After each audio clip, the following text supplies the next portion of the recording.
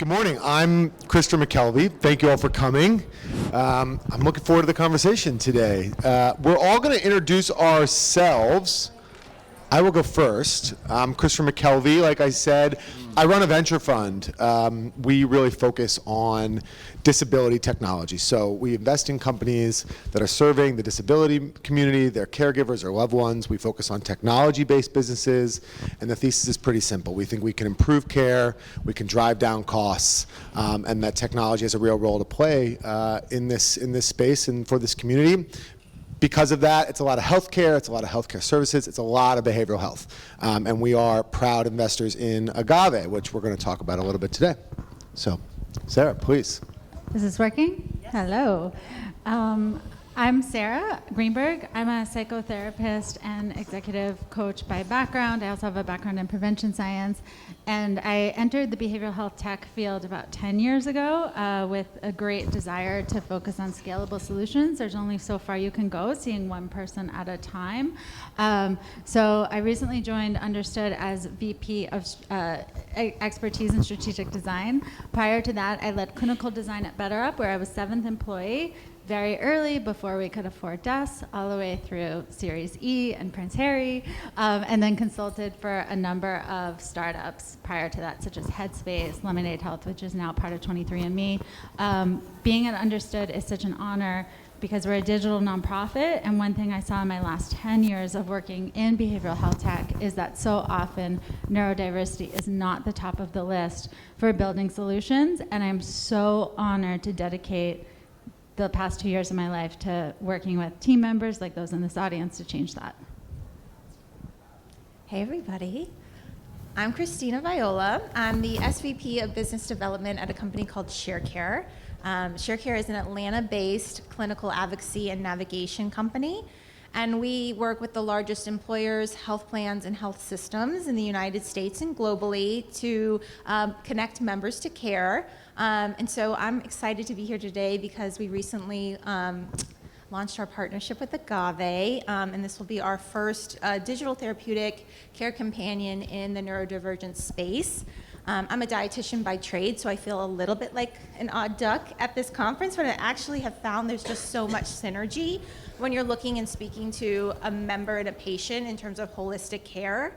And what ShareCare really does is we look at that whole person for our population and help guide and manage them to the highest acuity risk that they need under the benefits construct.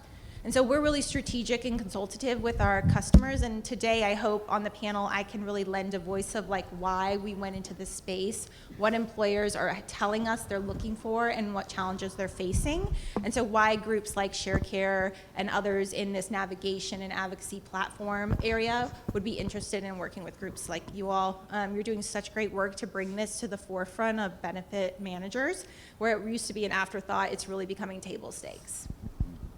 Great. Hi, everyone. I'm Rebecca Warnkin. So I work for a company called Aon, so a very large risk management consulting firm. If you're familiar, we're helping employers all things risk and human capital. My role, I'm the inclusive benefits leader with the health transformation team at Aon. So basically that means all the amazing data that links the benefits we offer to attracting and retaining diverse talent, workforce resilience, better productivity, better financial results. I'm helping employers work with companies like in the strategies you'll hear about today to really drive those better business outcomes and continue to drive forward diversity, equity, and inclusion in the workplace through the benefits we offer. And on a personal note, I'm autistic and I have 2 children, one who's autistic and ADHD and a second daughter who was recently diagnosed with ADHD. So I think neurodiversity, I'm just seeing it come up more and more in the workplace as a really important priority for a lot of reasons we're going to discuss today, but it's also very personal for me as well. So thank you for the openness at this conference to share my story with everybody. Thank you. Thank you so much for everyone showing up this morning. I know it's been a long couple of days. My name is David Sitt. I am a clinical psychologist by training, and actually part of my journey and the reason why I'm here was because as I started off in my graduate career, I hit the asphalt on a project that was due from one of my professors, and I had 2 choices at that time: fail out of the program, or, as my professor offered me, go get evaluated, because there is a pattern here that he was seeing in me. This is 25 years ago. And when I got that evaluation and I was told, you have dyslexia and ADHD, and that really opened my eyes up to realizing I cannot be the only adult who suddenly is learning about a neurodiversity. We weren't calling it neurodiversity back then. That started my journey towards becoming part of the community to support adults with ADHD. Fast forward, I really dedicated a lot of my career as a professor. I've been teaching for 25 years at a university called Baruch College in New York City, and building up a practice to support adults with ADHD. And about 2 years ago, I was introduced to amazing co-founders of a company called Agave Health, which we'll be speaking a lot about today, I hope, because it is a solution for adults with ADHD. And there are others out there doing great work to support ADHD challenges and neurodiversity. And essentially, what we realized is that without guidance, without support, without methodologies like coaching that recognizes ADHD and therapy and evaluations that is accessible and affordable, and we would be struggling, people like myself with neurodiversities. And I would also add, on a personal note, I have 2 children out of my 4 that were diagnosed with ADHD, and now I'm learning about that challenge from the experience from the children's perspective, and I hope that we can share a lot about our own personal experiences today in this talk. That's great. So, Doc, maybe we'll start there. You know, when I started my work in disability, I was 8 years old. I was a hugger at Special Olympics. I gave out hugs when the athletes won their medal. And when we started K Ventures, you know, we had to work through the marketing language, and we talked about using neurodiversity in the marketing language. And we decided, you know, this was only about 3 years ago, we were explicitly not going to use it because I didn't think anyone knew what it meant. So I would love to maybe start with kind of what is the clinical definition of how we define neurodiversity, because that is obviously the topic of the panel we're discussing here today. Yeah, it's a great question. So our definition academically of neurodiversity is it's a variation in brain style and in cognitive thinking patterns that is not a feature that is a broken feature, but rather a variation, a difference, analogous perhaps to different operating systems, so that maybe someone runs Windows, or maybe someone runs Linux or Mac OS, and each is different. Each one has strengths. Each one has different features that can be beneficial to society, to the workplace, but also each system may have features that might be buggy, right, and need certain tools and implementations to help address those. And so that's how we see neurodiversity, not as something that in its entirety needs a fix or a cure. This is a brain style, and it's a diverse one, but one that we are very encouraging of. And so that's how we academically would define neurodiversity. And it has a set of conditions underneath it, or is it much, you know, to give us 1 minute on that? So neurodiversity covers areas such as dyslexia, autism, ADHD, and each of these brain styles, as it were, presents, again, different challenges or different styles of engaging and problem solving, or different pathways of thinking. And there are cases where we have kind of comorbidities or multiple neurodiversities. In one case, myself with dyslexia and ADHD. And so each variation needs to be addressed in its unique way. Yeah, that's great. So Sarah, maybe we'll have to talk a little bit about understood.org. I have always kind of loved I don't know if it's the mission statement, but it's for those who think and learn differently, right? Which I always think is so just a brilliant encapsulation of the community we're talking about. Can you give us a little flavor of the research and the tools that Understood has kind of invested in over the last few years, and maybe kind of from your perspective, what are those kind of key findings as we think about neurodiversity in the workplace?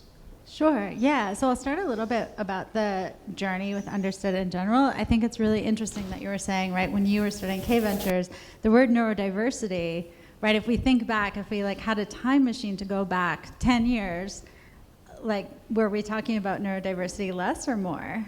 Less. Right. Exactly. So Fred and Nancy Pozis, our leaders and our founders, they had a vision. They had a son with learning and thinking differences. As we've heard on other panels, such as Renee's panel yesterday and Rebecca's panel yesterday, it takes a lot to help a child navigate a world that was not designed for them. Often, for kids who are neurodivergent, parents are also neurodivergent. There's a lot of, there's a big hereditary element. Right, Rebecca? Right. You were speaking to that earlier. And so they really had a vision. They had all of the resources, and through their generosity, they said, well, why can't every parent have these resources, right? Like even 10 years ago, nobody was talking about this. And so they started understood.org with some very clear principles. They wanted to get information out. What had to be true about that information? Had to be accessible. Everything 8th grade reading level, following best practices in accessibility. Not the typical information you find on the web. Okay, now again, think about the typical information you find on the web. High quality, generally, meh. So everything had to be expert vetted and evidence-based. And that has stayed true. And so since then, since starting with a massive library of content from how to navigate an IEP, what does diagnosis even mean, what to expect from an evaluation, we've expanded to have a major research arm. So with internal market research and also some really wonderful university partnerships such as Columbia Medical, Northwestern University. We just had a symposium last week. We'll invite you all next time. Don't quote me on that. We also have a podcast suite. We have behavioral health interventions. We've started a women's initiative. So this is all to You have a venture fund? What? You have a venture fund? We have a venture fund also. Incubator? An incubator. So this is all to deepen impact and reach, and I'm really proud to say that we found through our analytics, we are now reaching about 20 million people a year, which we are so proud of. And I'll speak to specific research findings later, but specifically we're finding that where Fred and Nancy started is a little different than what we see the future to be. We strongly believe the future is neuro-inclusion. A recent survey that we did found that 50% of Gen Z identified as having some kind of learning and thinking difference. Yeah. So if we look ahead, we're really in a extraordinarily unique pivotal moment. So that's one of the findings that really stands out. Yeah, I love that. So, Rebecca, let's talk about that because, 50% of Gen Z is neurodiverse. They are coming into their workforce. Right? We were talking about this last night at dinner. They are starting to ask for benefits that are going to serve them in that way. Can you talk to us a little bit about what you're seeing? What are employers asking for? What are those new employees asking for? Like, what are the market dynamics right now as we kind of think about neurodiversity benefits? It's like a brand new world of, as we're talking on the stage about how this concept of neurodiversity is just so new. I think thinking about it through the lens of the benefits we offer and our workplace policies is like even newer. But if you think about what a typical employee receives, you have a medical plan that covers some behavioral health services. You might have an EAP that provides some assistance for urgent issues or work-life challenges. And then you might have your workplace policies under the Americans with Disabilities Act. You're required to offer employees accommodations who have a disability. But that's sort of the current landscape. The reality, though, for someone entering the workforce, or maybe who has been in the workforce for many years and didn't even know they had a condition, is that from a health plan perspective, most providers don't know and haven't received training around neurodiversity. So think about a lot of the challenges we're talking about here on the stage. If you have difficulty with executive functioning, initiating a phone call to make an appointment, or you're distracted by sensory input like light and sound, navigating our healthcare system is hard enough for neurotypical people, right? Imagine if you're also battling all these sensory and executive functioning challenges every day. How on earth are you going to find the care and the providers that you need? So that's our health plan. Okay, so that's a problem. Our EAPs, same thing. The vast majority of people you interact with, and not to knock the EAPs that are here at this conference, but don't have that specialized training in neurodiversity. So if someone's calling in, I call in, I'm trying to find a summer camp for my child that won't kick him out because they don't know and understand his needs. Like, that's not in their wheelhouse of what they're able to support. And then think about all the things that we're talking about that don't fall under either of those buckets. If I need help with interpersonal relationship with my manager, how do I disclose to my manager? How do I get these accommodations that I'm legally entitled to?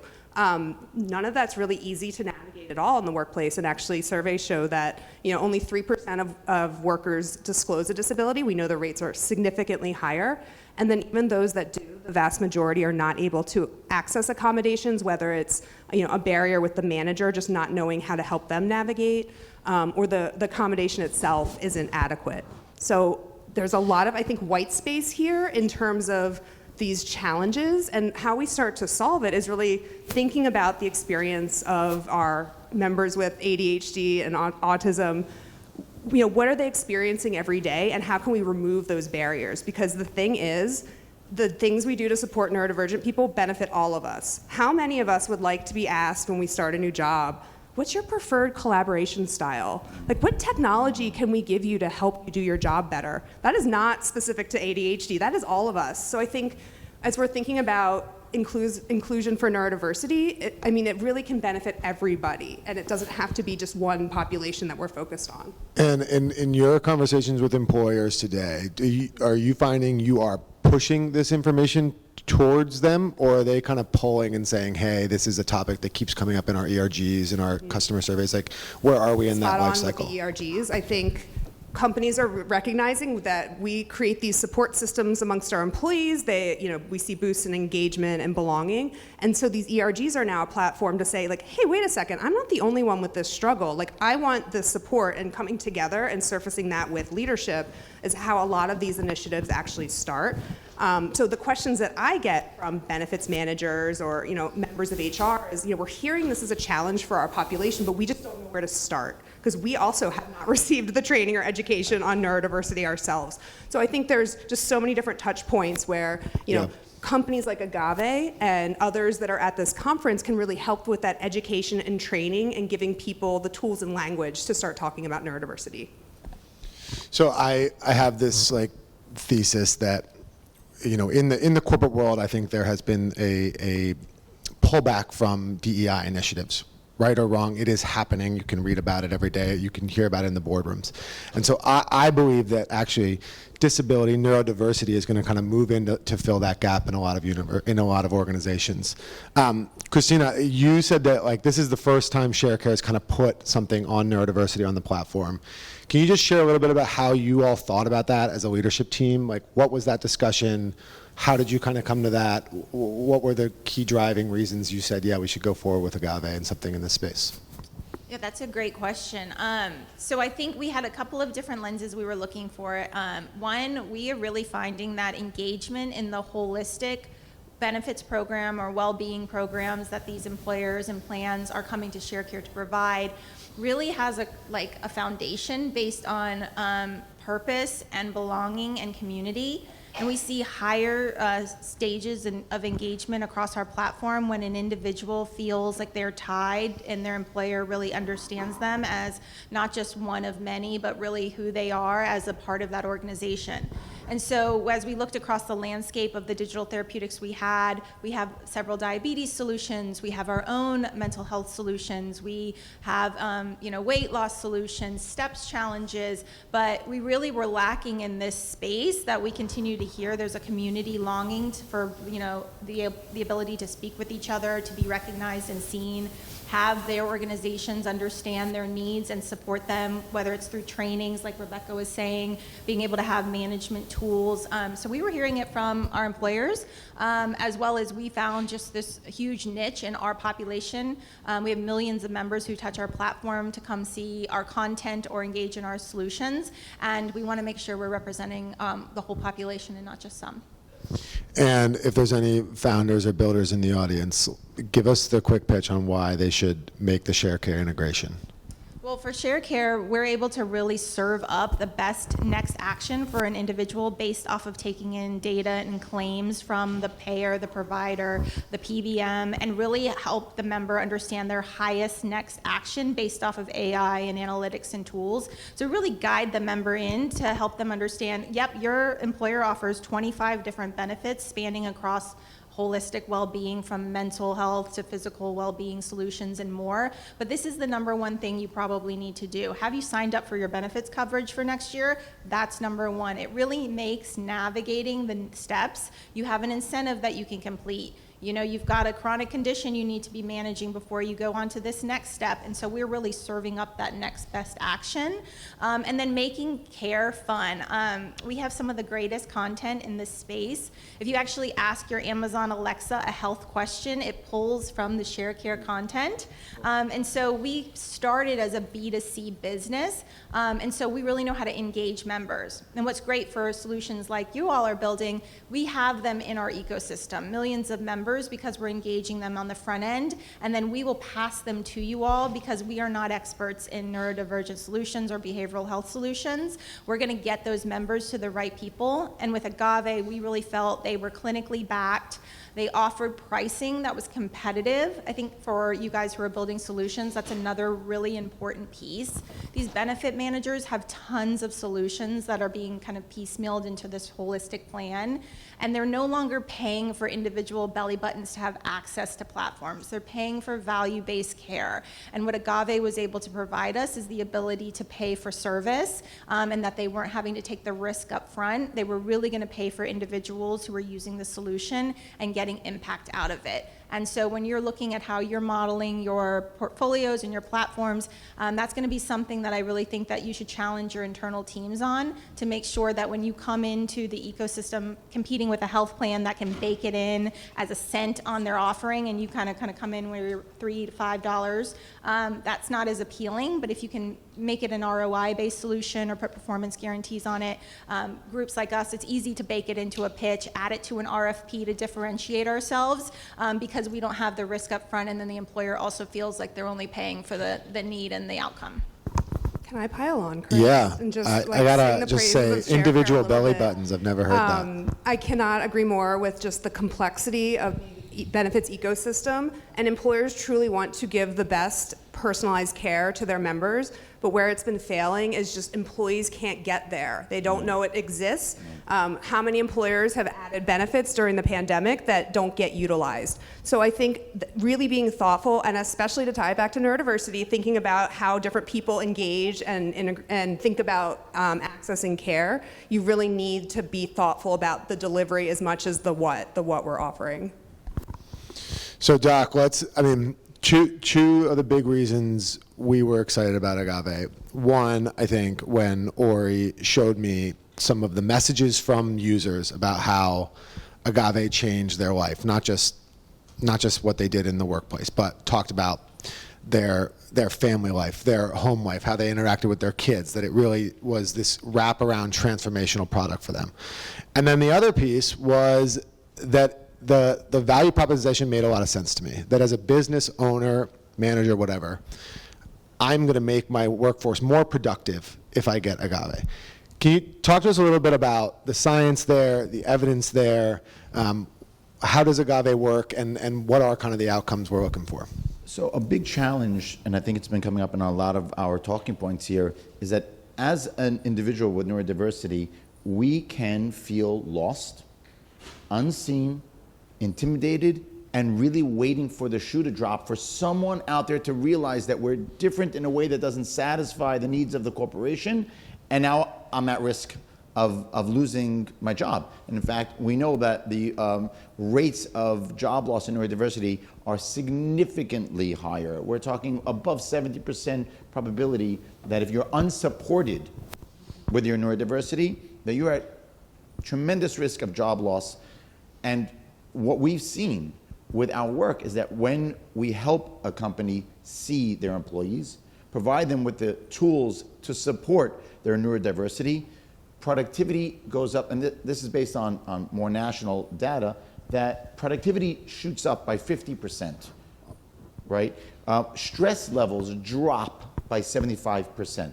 In fact, ADHD is very commonly an underlying cause that's undiagnosed behind depression and anxiety. So everyone's running to treat, as we should, depression and anxiety without realizing until recently how much of that is driven by undiagnosed and untreated neurodiversity, such as ADHD. So we come in, we step this up, we see the stress levels drop again by 70%, which is what research is showing. We're talking major butterfly wings, right? You flap these wings and ripples really are seen in the individual, in their family, and in the organization. And I think many of us here feel that in our own personal lives, right? Absolutely. So at Agave, we believe that education is crucial because, as to our points, if we're not educating the managers, we're not educating from the top down, right? So you have to look at it as a bimodal approach. This is a top-down and a bottom-up approach. Yeah. Top-down meaning we have to go with the managers, educate them, provide them with the tools, provide them with the resources, explain to them that there is a benefit to you, the manager, for your team to rise up. I think I heard, maybe you had made the comment in your last talk that all boats rise when the tide, I'm not good with sayings, right? All boats rise with the rising of the tide. Yep. Right? So this is what can happen to the full team. Mm-hmm. And so that's the top-down approach. And then on the bottom-up approach, we're providing tools.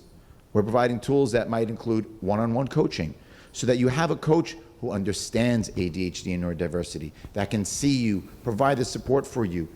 We also have the ability for you to connect asynchronously. Let's say you can't get to your coach, that it's 2 o'clock in the morning. I don't know about you, but last night I was up at 2 o'clock just as an ADHD, or would you? Last minute organization. That's how I do things, right? But now I'm in a pinch and I'm stressed. We have asynchronous communication with our platform that can support with AI capacities. We also provide a full list of off-the-shelf what we call CBT approaches, so things to help you with your thought patterns, with burnout, with stress, with family, how to really manage the stress of being a parent of a child with ADHD. And now we've recently started to implement our evaluations. So you can get a diagnosis, which I don't know if anyone in the room has ever, show of hands, do you know of anybody that's ever tried to get a diagnosis for neurodiversity? Speak in more detail. If it's someone you know, how long did that take? How stressful was it? Still waiting. Still waiting. At Agave, we're next day, within a day, or depending on where you are. And so you're getting that diagnosis, and not in a quick screener, 6-question, which is what many others out there are doing, the quick fix. We're comprehensive. We're deep in our effort because you need to be fully seen, not just in this small region. And then finally, aside from that, we're able to provide ADHD-informed therapy. Again, if you've ever tried to reach out to a therapist and say, I have ADHD or neurodiversity, and they are kind of taking a generalist approach, maybe they check off on their profile, yes, I know of ADHD, or I know of CBT. That's not the same as being trained in depth the way that Agave does in our protocol that is research-backed, utilizing a platform called the Unified Protocol. And in this way, we're impactful. Yep. I'll pause there. I'm going to open up for questions in a second. So if you've got a question, think of it. Sarah, maybe we'll pause after this one. I last night was talking to a young woman who started using Agave a couple months ago. She's a big fan. And she shared that she kind of recently discovered her diagnosis. And she shared with me that she said, when I was a young kid, I would do my homework and I would do it really, really well, and then I'd never turn it in. And she said that, through the therapy on the app, she kind of discovered why that was. And that was so shocking to me. It made me realize, I don't really understand. Why would anyone do their homework and not turn it in? That does not compute for me. And so I would imagine that's the way a lot of managers, a lot of people in the workforce feel, is they just kind of go I don't know anything about neurodiversity, ADHD. Talk to us a little bit about what is available and understood. How should people kind of go through this process? Because that was just, for me, that was just, I ran into her at a party. How else would I figure out what it means to have an employee have ADHD and how that's affecting their work? Yeah, that's such a great question. So there's a term that's a little bit technical and not accessible to our standards, but I'm going to use it anyway because I think it's such a great term, which is concealable stigmatized identities. And that means that, okay, can anyone like see ADHD on my face? Like, I mean, I feel like you can, but I think you can't. Like, I think you cannot look at me and tell I have ADHD. And because it's stigmatized, right, especially for women, I did not disclose until I was director level, except for once. And what do you think happened at once? That is, I've done so much consulting in the startup space. That was the one contract I ever had that didn't either turn into a job offer or, right, that was the only contract I have ever lost, was the time that I was pre-director and disclosed that I have ADHD. And then once you have more power, it becomes safe, right? And then we can use our privilege for good, right? Much like Paris was talking about yesterday. Like, you use that voice, turn your difficulties into change. And so I think what you say about, the awareness, what can managers do? I think some of it is just really just being open to there's so much that we don't know, and that often when there's a behavior that makes no sense, it actually does. So instead of going straight to, right, like, hey, why didn't you turn this in, right? Just go to like, hey, I'm curious what's happening, right? And it doesn't have to, we talk a lot about accommodations, not as accommodations, but strategies. And we want to have strategies for all employees to thrive. We don't know, I don't walk around with a DSM diagnosis on my head, right? You could have very easily been diagnosed with dyslexia but missed ADHD, right? This happens to individuals all the time, particularly women who are diagnosed as at a third of the rate, right? And very often go to therapists and may see a therapist 3 or 4 times before they actually get an accurate ADHD diagnosis, right?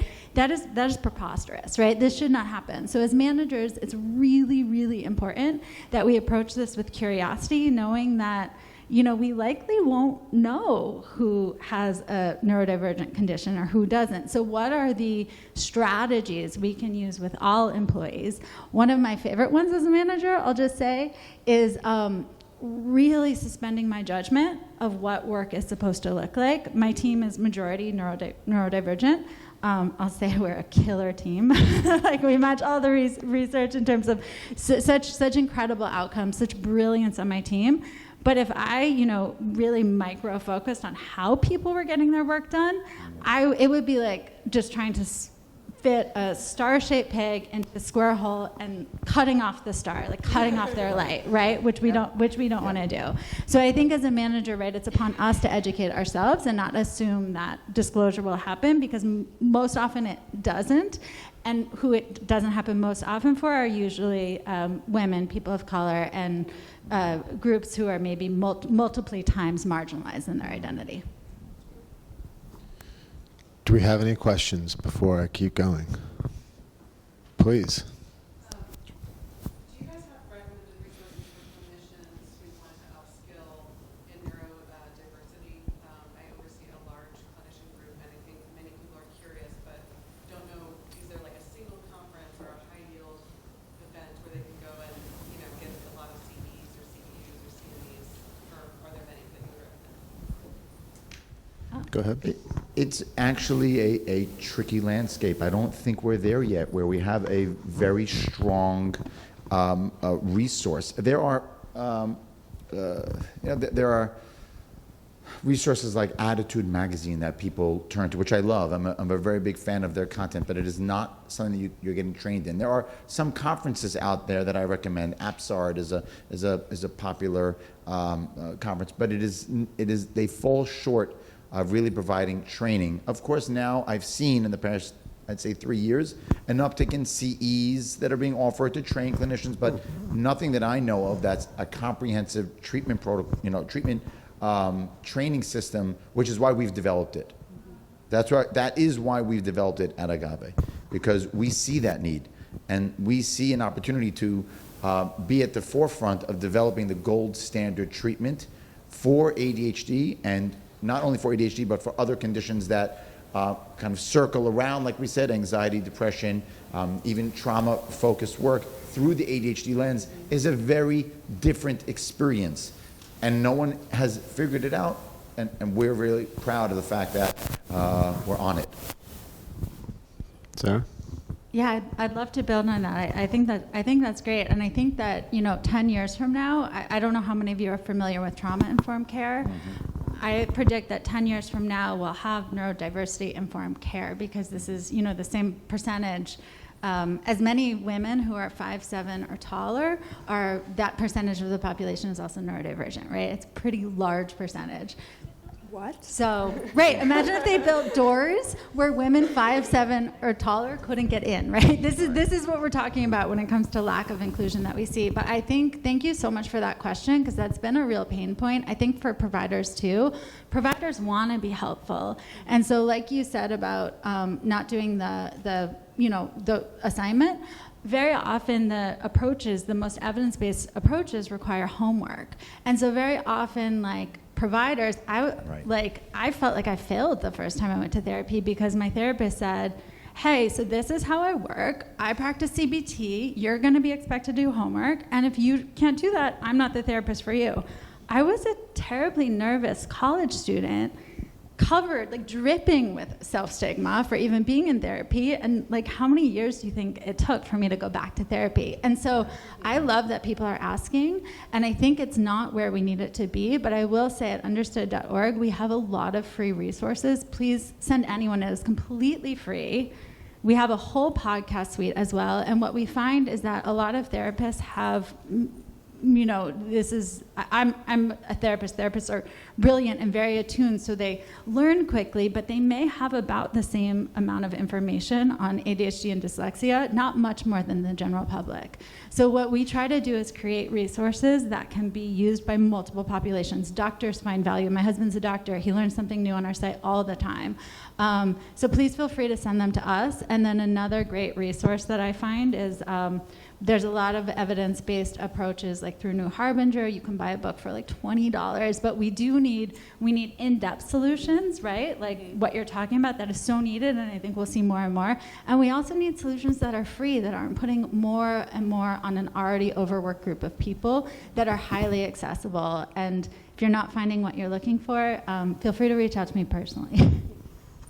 I feel like it's like this grassroots, like there's a podcast that I follow that I've learned so much from, but I do think we need that like more formalized training, and it just, yeah, I think in the short term before it exists, just finding ways to listen and hear the voices of people with ADHD, like they're the guides.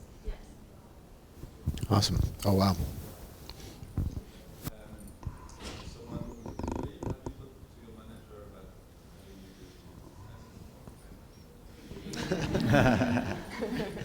If you're an employee and you want to be able to speak to your manager, the first place I think it's important to understand where your organization stands, right? Because it might be that there are others, maybe hopefully in the HR space, or maybe there's an ERG in your corporation, that you can begin to explore, do I need to invent the wheel? Or might there already be some pathways, some communications, some trainings? So that's where I'd recommend to begin. If you find, or maybe it's a small organization, there isn't such systems in place, then it is up to you to speak to that manager. And I would often recommend people to walk in with some statistics, to kind of arm yourself with information, right? Because you're educating somebody that, as we said, really perhaps does not have any reference. Except that lately we've been hearing, because we've done collectively such great stigma-busting work in this whole conference, and everything that it stands for is doing the work, and again, the boats are rising, we are hearing that managers today are way more open. So you might approach, or this person can approach and say, I want to talk to you about neurodiversity in general. I want to understand if you understand what that is. Start, again, kind of on a broad dialogue about what is neurodiversity, and if it's ADHD, what is ADHD?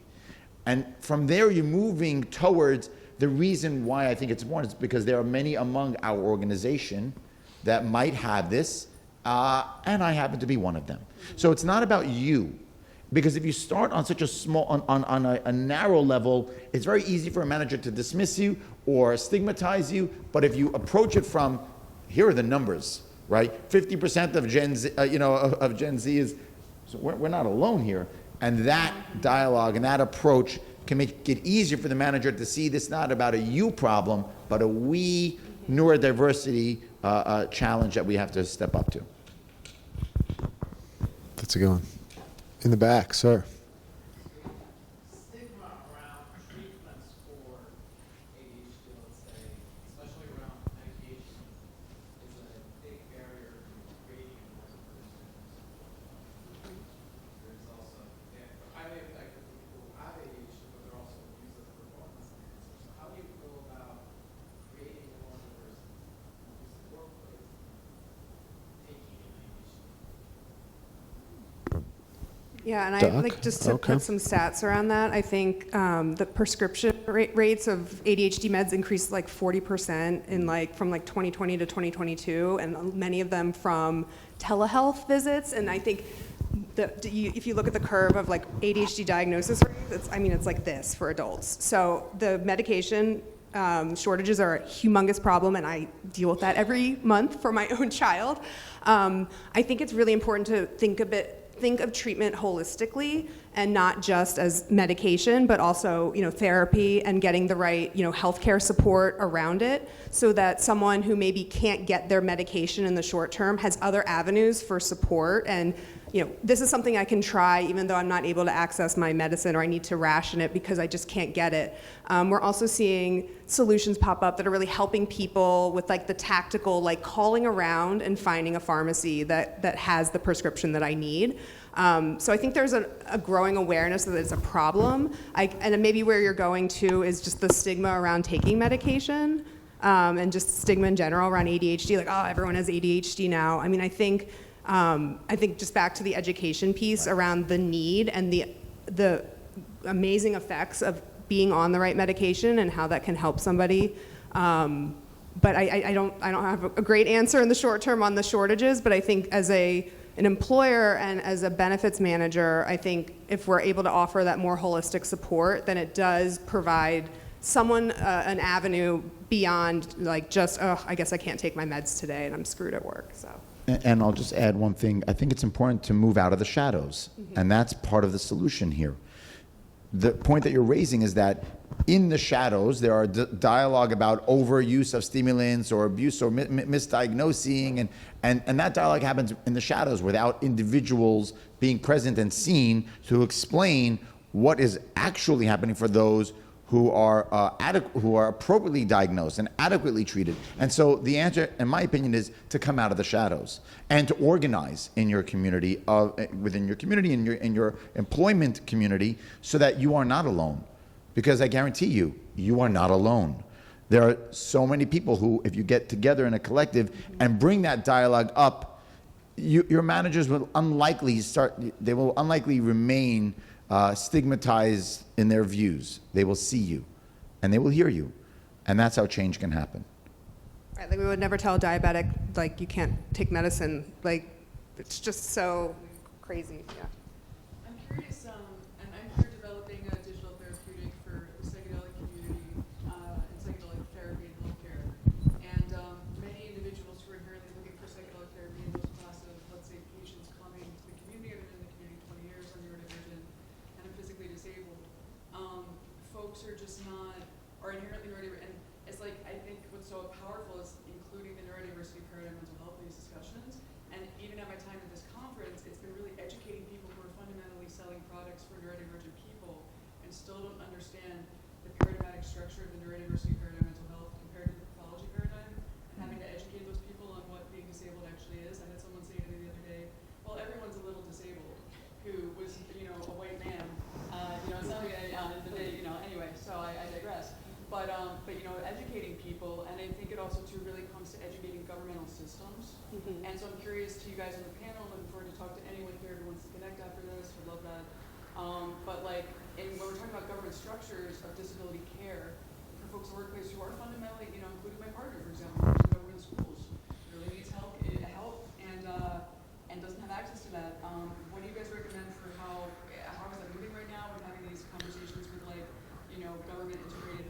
Who wants to tackle government systems in 30 seconds or less? Well, I can start taking a little bit of stab at this. I would say just like by creating this movement, by creating communities, by creating newsletter, by creating the voice at the individual level that then can go up to the largest employers in the United States, and then those employers having to pay out of pocket for these costs, then has them go in to have conversations on policy because they no longer want to take the expense of it, so they'll go to the plans. They'll go to the plans and say all of this needs to be covered under the plans, and the plans are obviously going to go work and, you know, change policy to have that. So I think, as you know, silly as it sounds, that grassroots movement that's happening taking from the individual to creating to the community to then going to these large employers, hundreds of big jumbo employers that then are going to put these on their plans might be one step forward. I mean, I think there's a long way to go, and the experts in this room will obviously be the cascading movement there, but I do think the more we can do to get individual employees to raise their hand and say, I'm no longer going to be not looked at. I mean, I feel the same way that happens with the obesity movement and GLP-1s coming out. It's the same construct. I want to be seen. I have a chronic condition. I need to be recognized as such. You would never tell a doctor they can't take a statin because they're a doctor. You shouldn't tell somebody that they're obese that they can't get treatment or be considered obese. Same thing with neurodivergent and the need to be recognized and treated. Great. Shameless plug, the Kennedy Forum is a real leader on that policy front. But that's it for us. Thank you to the informed and brilliant panel. Thank you all for being here.